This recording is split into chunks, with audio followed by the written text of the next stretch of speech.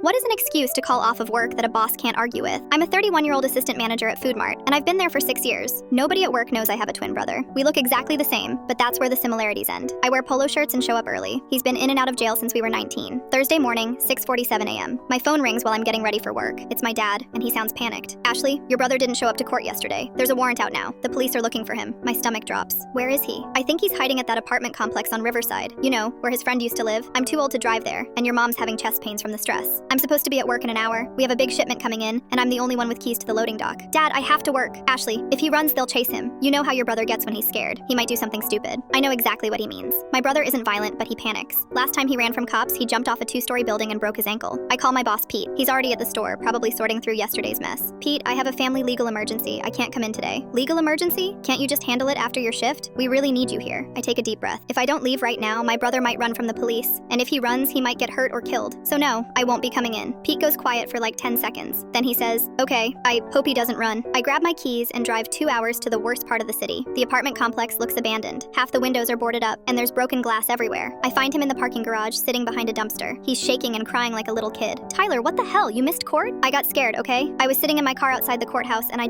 couldn't go in. For 2 hours, I sit on that nasty concrete floor with him. I tell him about our mom's chest pains. I remind him about the time he saved me from drowning when we were 8. I promise to visit him in jail. Finally, he agrees to turn himself in. I drive him to the police station and watch them put handcuffs on him. 6 months later, Tyler gets out. He's been clean for 3 months and has a job at a car wash. He wants to visit me at work to say thank you. When he walks into Food Mart, my coworker Jamie drops a whole case of soup cans. Ashley, who is that? He looks exactly like you. That's my twin brother. You're what? You have a twin brother? We've worked together for 4 years. The whole staff crowds around us. They're taking pictures, asking if we can read each other's minds. All that typical twin stuff. Pete walks over and shakes Tyler's hand. So, you're the family legal emergency. Tyler looks confused, so I explain how I called out that day. You called out of work to save my life? Tyler asks. Yeah, dummy. That's what family does. Later, Pete pulls me aside. You know, in 6 years, you've never lied to me. When you said it was life or death, I believed you. That phone call didn't just save my shift. It saved my brother's life.